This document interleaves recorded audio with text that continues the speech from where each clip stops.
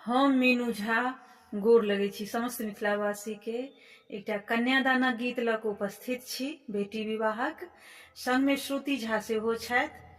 कोशिश करै छी अपने लोकनि के नीक लागे। धन्यवाद। जय मिथिला, जय मैथिली। जंघिया चढ़ाए बाबा बैसला मंडप पर, जंघिया चढ़ाए बाबा बैसला मंडप पर। आब बाबा करू धिया दान है, आहे आब बाबा करू धिया दान है। तर करू हाथ वर कन्या करो पर, तर करो हाथ वर कन्या करो ऊपर। ताही में शोभे दोभिधान है, आहे ताही में शोभे दोभिधान है। गोरो वशिष्ठ मुनि मंत्र पढ़ावोल, गोरो वशिष्ठ मुनि मंत्र पढ़ावोल। मंत्र पढ़ती श्री राम है, आहे मंत्र पढ़ती श्री राम है। शीश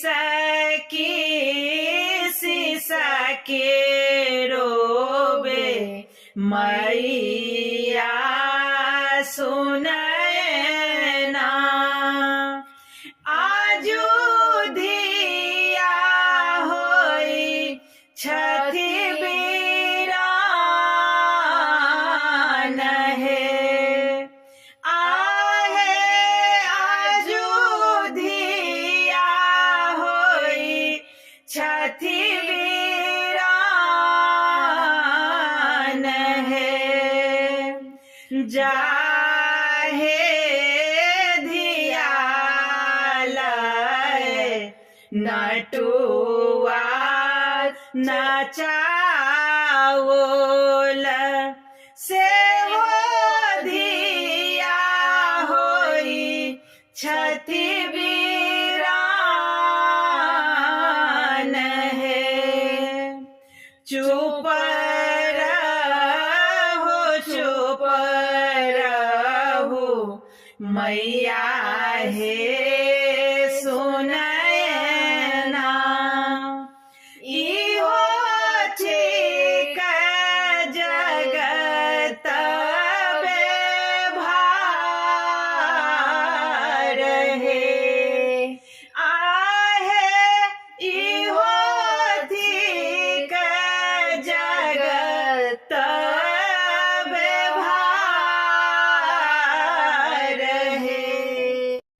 हम मीनू झा गोर लगै छी समस्त मिथिलावासी के एकटा विवाह गीत सीता सम्मर लऽ कऽ उपस्थित छी। कोशिश करै छी सब गोटे के नीक लागे। धन्यवाद। जय मिथिला, जय मैथिली। काने काने सीता पतिया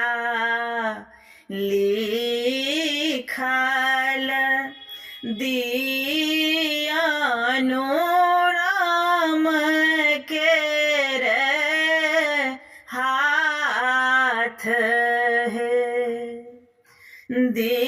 दियानु राम के रे हाथ है पातर राम धनुष बड़ भारी कोना पति बचत तो हार है कोना पति बचत तो हार है हंसी हंसी रामचंद्र पतिया पढ़ाई छथि किए सीता गेली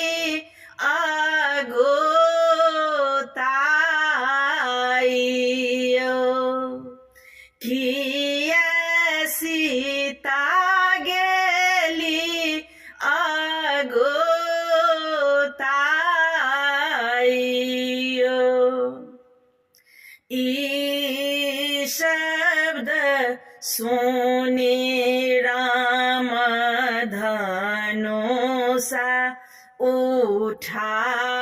उठाओल धनुष तोड़ल तीन खंड यो खुशी भेला बाप खुशी नागर लोक सब खुशी भेली सिया जी के माई है खुशी भेली सिया जी के माई है भेल ब्याह सीता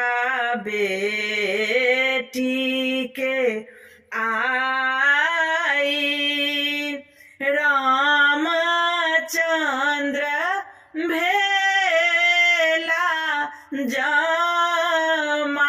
जमाई है रामचंद्र भेला जमाई है। हम मीनू झा गोर लगै छी समस्त मिथिलावासी के एकटा बेटी विवाहक गीत लऽ कऽ उपस्थित छी सीता सम्मर कोशिश करै छी सब गोटे के नीक लागे धन्यवाद जय मिथिला जय मैथिली राजा जनक जे प्राण एक ठानल सीता के विवाह है त आई है सीता के विवाह है त आई है देश विदेश राजा पतिया पठाओल धनुषा धायल ओठंगाई है देश विदेश के रे पसभ आयल धनुषा छुबी छुबी जाई है उठाए ने धनुषा लगाए बड़ भारे आब सीता रहती कुमारी है क्षत्रियो वीर भेटल नहीं जग में होयत कोन सीता का विवाह है एतवा वचन जब सुनलनि